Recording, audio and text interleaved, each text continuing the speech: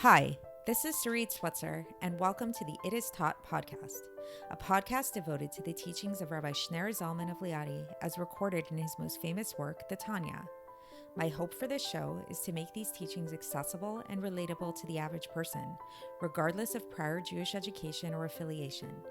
The episodes follow the prescribed daily study portions and are meant to serve as practical lessons in how to live your life as your true self and develop an authentic and powerful relationship with your Creator. I have personally experienced the effects the study of this work has had on me, and I'm excited to share what I can of this knowledge with you. So please join me on this journey of learning, self-growth, and connection with your source.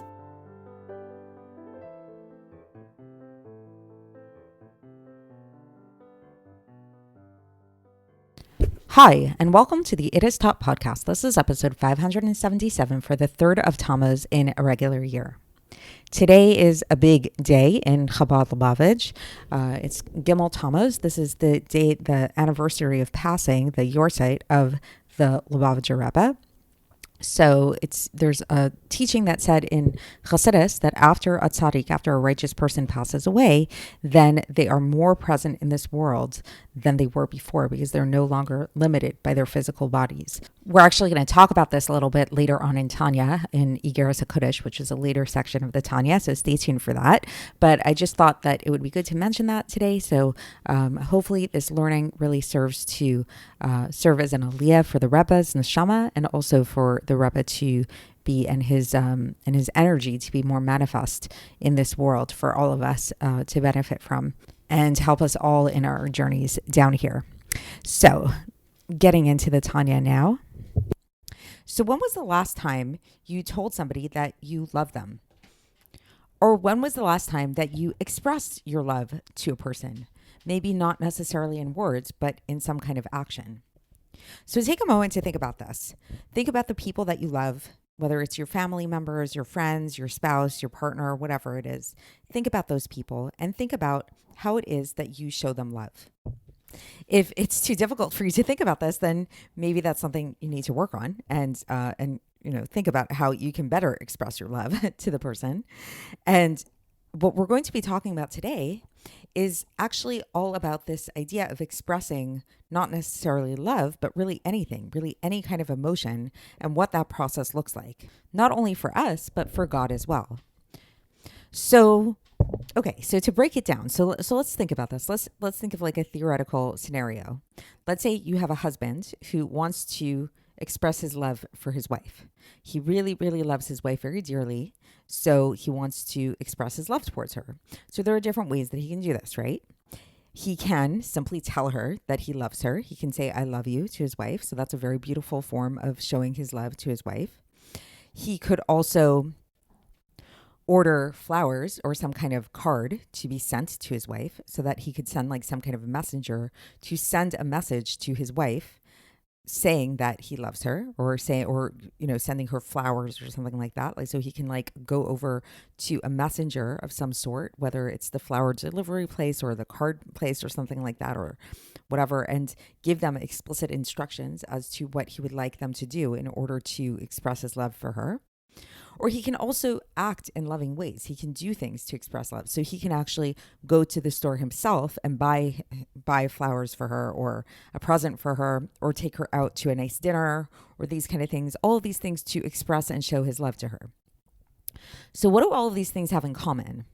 So at first glance, maybe not so much. Maybe it seems like really there's like an infinite number of ways that you can express your love to somebody. And what is the common ground through all of them?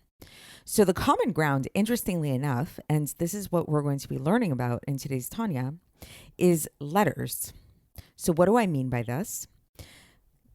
Well, if you've been following along in the Tanya so far, then you've seen that letters play a very important role in life.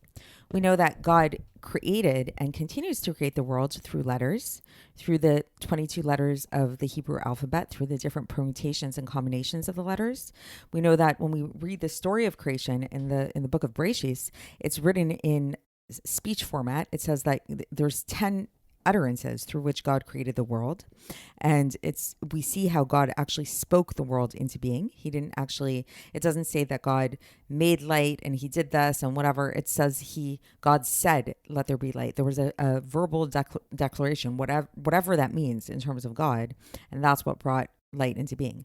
So what is this about? What is the connection between letters, between speech, between all of this and creation, as well as expressing love or any kind of emotions? So we're focusing again on the emotion of love right now. So going back to that story with the husband, the theoretical husband who wants to show his love to his wife. So what does this have to do with letters? Why am I mentioning letters?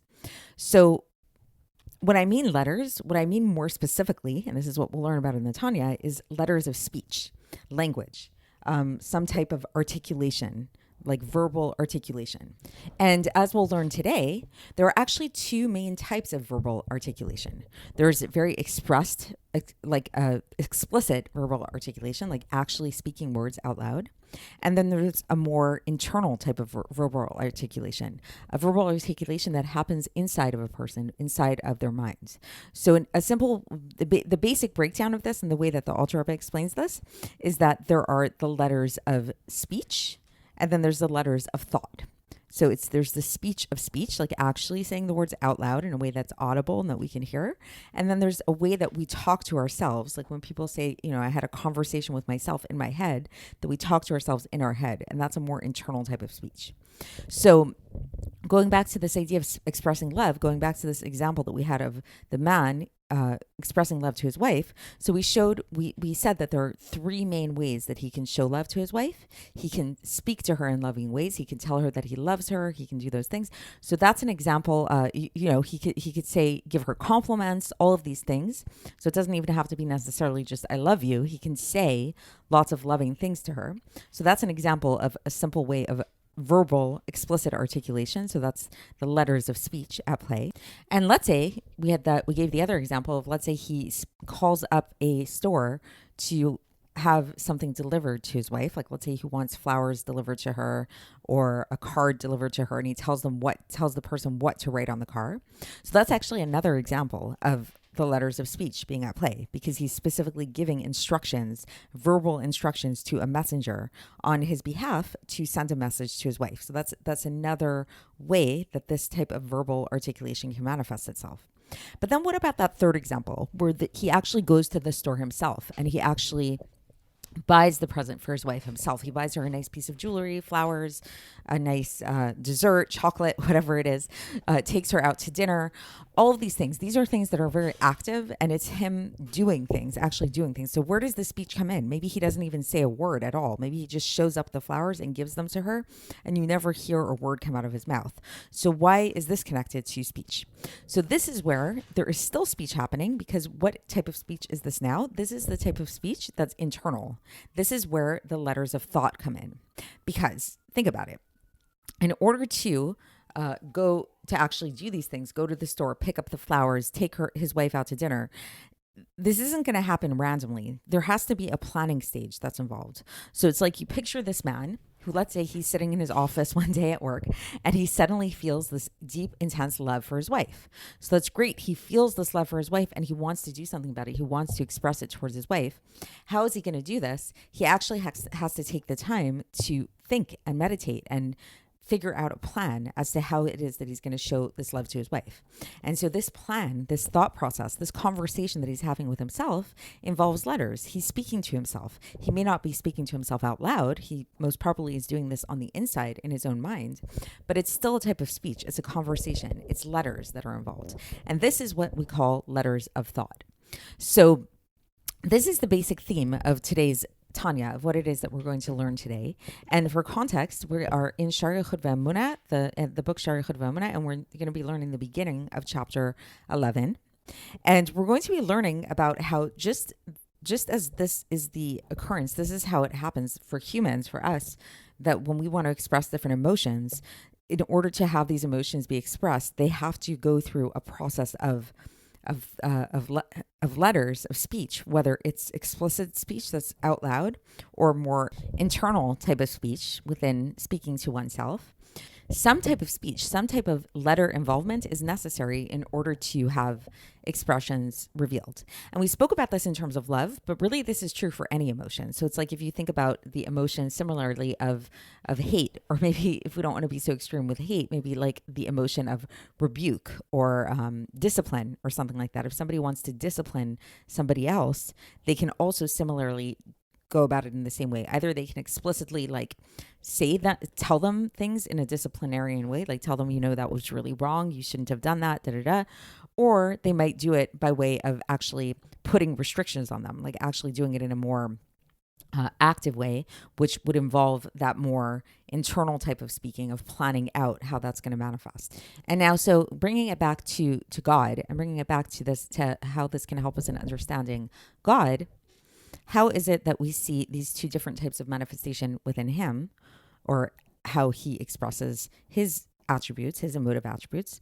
So we know that, interestingly, the worlds are God's expression, right? Like this is how God expresses himself in general, is through the worlds. The worlds are like are what we call the creation of God. And we know that in general, there's two different types of worlds. There's the revealed worlds, which in Aramaic, in Kabbalistic literature, are called the Almin Disgalian. And then there's the concealed worlds, which are called Almin Stimin. Those are the concealed worlds. And what we'll learn as we go through the text today is that the Almin Disgalian, the revealed worlds, these are the worlds that are created in an explicit way through God's letters of speech in a verbal sense. And then we'll learn about how the Almin Distimin, the hidden worlds, are created through God's letters of thought. So that's where it's more of an internal kind of thought process. And just another thing to mention that I should have mentioned before is that when we're talking about the letters of speech, those letters of speech actually always have to begin, even the letters of speech always have to pass through this level of the letters of thought. So again, let's say if you think about that man that wants to say I love you to his wife, in order to say I love you to his wife, he has to think about these words, I love you, and he has to decide that he's going to say this to his wife. So even if we are seeing something manifest as being a verbal type of articulation, as being expressed in terms of letters of speech, there's still an element of letter of thought involved. So the letter of thought is a prerequisite to any of these levels. So either it's going to stay in the level of thought, and then maybe it will become translated into action, let's say, which may or may not happen, right? Like a person can think about all kinds of loving things, but they may or may not do it. Or it may translate into speech, or it may translate into action. And as a final note of what is important to mention here, and this is actually how the Alter Rebbe is going to begin the section today, is that just like we were talking about previously in previous episodes, I believe in yesterday's episode and maybe a little bit before that as well, we were talking about this idea how when we talk about God's various attributes, God's spheros, and we refer to God in different types of ways that seem really descriptive, we needed to remember that in breaking God down in this way, almost as if he's like a composite thing, that it's like God is sometimes kind, God is sometimes severe, whatever. It's like these divisions are only real in relation to us, but from God's perspective, the divisions totally disappear and they become totally unified within him, like the ray of sunlight within the sun. So the Alter Rebbe is going to begin here, and he's going to tell us the same thing, that it's like when it comes to the speech of God, when it comes to the way by which God created the world through his speech, that this speech of God is only like really a separate thing from God, from our perspective. And maybe on a small scale, even though it is a different kind of thing, that when it comes to a human being, we also, like with the wife who experiences the husband saying, I love you to her, or giving her flowers or whatever it is, she experiences this as being like an act that may be connected to her husband in some way, but is like separate from him. From his perspective, it's really one with him. Like from his perspective, he is the same person who says, I love you, who goes to work, whatever. Like there's not really the same division from his perspective in a composite way as there is from her perspective. So this is where the Alter Rebbe is going to begin today. And so let's get into the text and see how he breaks it all down. So the Alter Rebbe begins and he says that also, the 10 utterances through which God creates the world are also called utterances, ma'amarot in Hebrew, in relation to creation, to created beings only. Because why? How can we see this? And so now the Alter Rebbe says that Because just like the attributes within the soul of a person, when they come out into revelation in action, go through first being vested in the letters of thought. So this is starting to get into what we talked about in the introduction, right? So he says, for example, the attribute of chesed and rachamim, so kindness and compassion that are in the soul. These attributes of kindness and compassion cannot come into revelation in true actuality, without a person first thinking within their own minds and meditating upon the aspect of doing good and doing chesed, doing kindness in a true and real way. Right? So it's like, again, so think about, let's say if you have a person who is by nature a very kind and giving person and very compassionate, if they want to bring this kindness and compassion into the world, into actuality, they have to think about it. They have to take a moment and really think to themselves, how am I going to go about expressing this kindness to people? Because it's impossible, says the Alter Rebbe, to have these attributes come into actuality without first thinking, you need that initial thought process. You need the thinking. And if a person then goes and commands somebody to do something, like a king does, so let's say if you had a king who instructed one of his servants to go and do a kind act to one of his subjects, let's say, so this would be an example of where this attribute of chesed, this attribute of kindness, as well as the letters of thought, which we've been discussing, both become vested within the letters of speech. And so too, says the Alter Rebbe here in a bracket, when a person speaks words of kindness and compassion to his friend. So let's say if you have a friend who's going through a tough time and you talk to them and you try to soothe them and make them feel better. So what's happening there is that your attribute of compassion, as well as the thoughts that are involved to have you express this letter of compassion, both of these things become vested within your speech, your letters of speech. And so the Alter Rebbe says this is the way that we can understand, by way of analogy, God's attributes when they become revealed in a practical way down here. So this type of revelation and this type of drawing down is what we call speech. And this is what we call the connection, the combination of letters. So this is just kind of to give us a sense that when we talk about God creating the world and we discuss how it is that God speaks the world in creation and God's speech, it's not to make us think, God forbid, that God literally speaks like the way that we speak, but it's to give us a sense that what we mean by this speech is that just like our speech is a way of revealing our inner attributes of who we are, this is what God's speech is. God's speech is his way of, like, when we say that God speaks, what we're really saying is we're saying God is manifesting his attributes to us. And what this really means is that this happens by way of the combination of letters, and that just like for us, we cannot have our attributes be expressed without first going through this process of the letters of thought. So too, when we're talking about the drawing down of God's attributes, God's holy attributes, this can only happen by way of the different combinations and permutations of the letters. For example, in creating light, which was the first thing that we read about in the story of creation, right? So we've already learned previously that the creation of light comes from God's attribute of chesed, and it's drawn down from there. And so this process, by way, God's attribute of chesed is drawn down and is manifest, and this vitality comes down, is called a ma'amar. It's called an utterance. And to be specific, it's called the letter, it's made up of the letters Yehi Or, which means let there be light. Because even though these letters are not like, and this is where he really wants to specify, they're not like the letters of thought that we have, God forbid. Nevertheless, it's like we call them letters because it shows us this idea of how it is that this light, which comes about from nothing into something, because God creates the world not from nothing into something. This comes about through these letters, so to speak, of thought that God has. So even though the letters of God's thought are not at all comparable to our letters of thought, we can understand, we call them letters of thought because it's like a way for us to relate to it somewhat, this idea, this process by which creation comes into being. So specifically this, we're talking about the creation of light and how the light comes into being. And then we see that it's the letters are very, very specific. So we see that like how the utterance, let there be light, Yehi Or in Hebrew, That is specifically what led to the creation of light and only light. So even though there are many things that were created through Hashem's chesed, so God's chesed is a very big attribute, right? And many things came about into the world. Like, for example, water. Water comes from chesed also.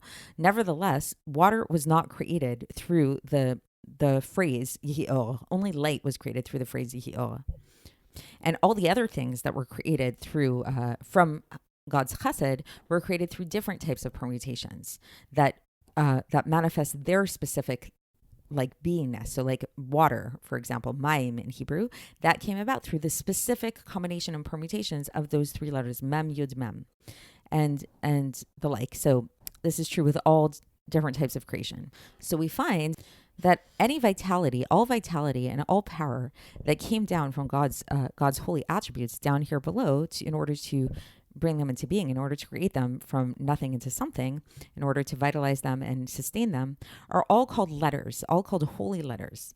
That this is what are letters. The definition of letters here, the letters are the drawing down of the vitality from God's will and God's wisdom and from his attributes in order to bring the world into being and to vitalize them. So I'm going to say that again. So the definition that we're giving here to letters is very specific. Letters, when we're talking about God's holy letters, what are these letters? These letters are the drawing down of the vitality from God's will, wisdom, and attributes. There's that whole process that causes the bringing about into being of the worlds. And so now the Alter Rebbe is going to conclude, and he's going to talk about how there are two main types of worlds. When we're talking about the creations of the worlds, there's two types of worlds. There's the world of that are hidden. These are the almin stimin, that are not revealed. And these come into being and remain alive and sustained from the powers and the influences that are hidden, like the letters of thought, so that we see in the soul of man, by way of analogy. So again, we have certain letters, like we all of us have conversations with ourselves, internal dialogue, we call it, right? So this internal dialogue is, for us, this is our letters of thought. And for God, what this is the hidden worlds that he creates. And then we have a different type of world. These are the Almin Dias Galian. These are the revealed worlds. And how did these come about? These come about, and these were created and are vitalized from the revelation that came from these first revelations, from these letters of thought that then become revealed. And when they become revealed, then these vitalize. When these letters of thought become revealed, these vitalize the revealed worlds, which are called and this gets manifest in what we know as the utterances and the Dvar Hashem, the word of God and the spirit of God's mouth.